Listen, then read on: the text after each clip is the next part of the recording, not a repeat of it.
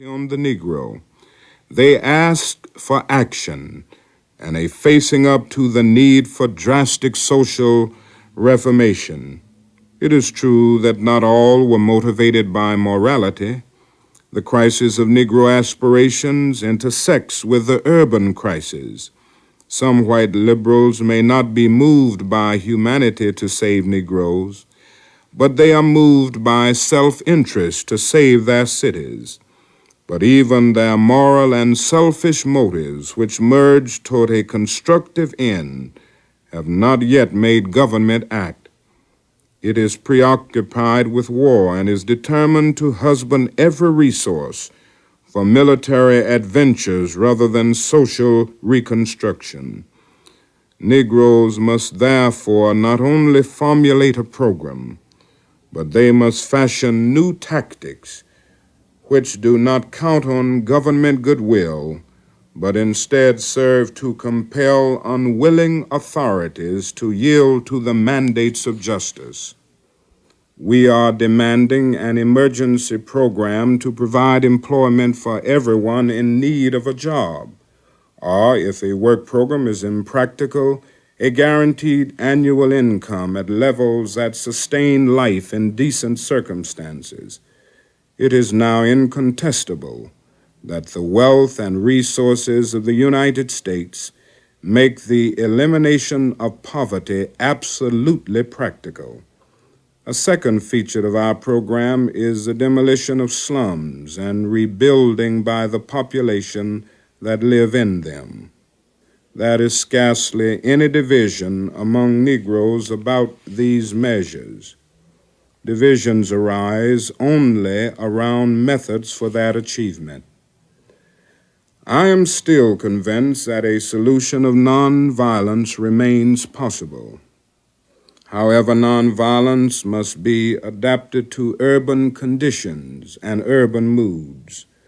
The effectiveness of street marches in cities is limited because the normal turbulence of city life absorbs them as mere transitory drama quite common in the ordinary movement of masses.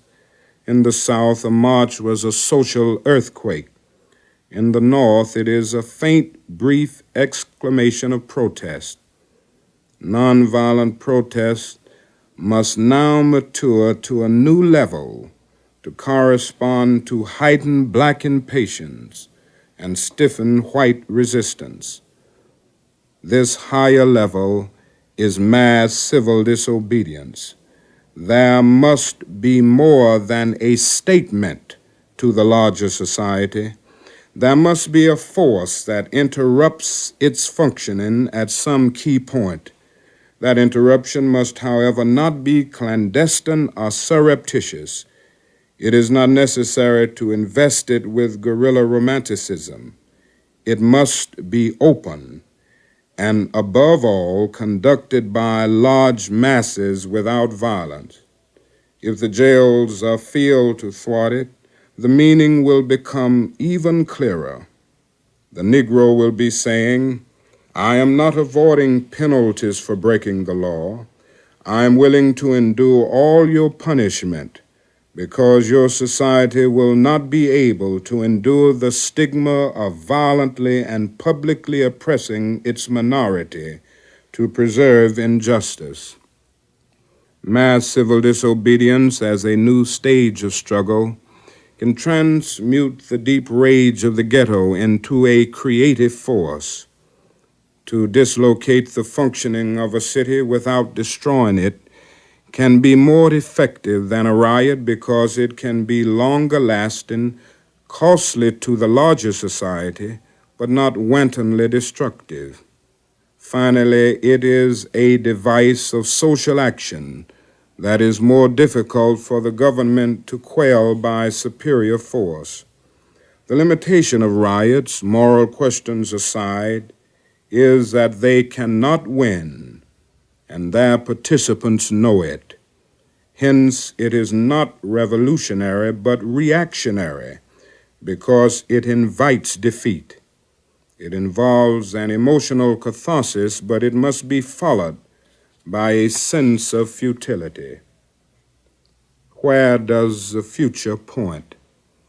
The character of the next period is being determined by the response of the white decision makers to this crisis. It is a harsh indictment, but it is an inescapable conclusion that Congress is not horrified with the conditions of Negro life, but with the product of these conditions, the Negro himself.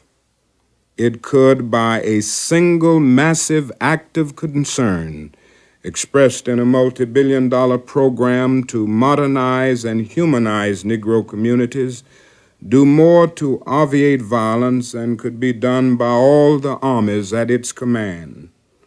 Whether it will summon the wisdom to do it is the question of the hour. It is a shattering historical irony that the American Revolution of 1776 was a consequence of many of the same conditions that prevail today. King George adamantly refused to share power even in modest degree with the colonies.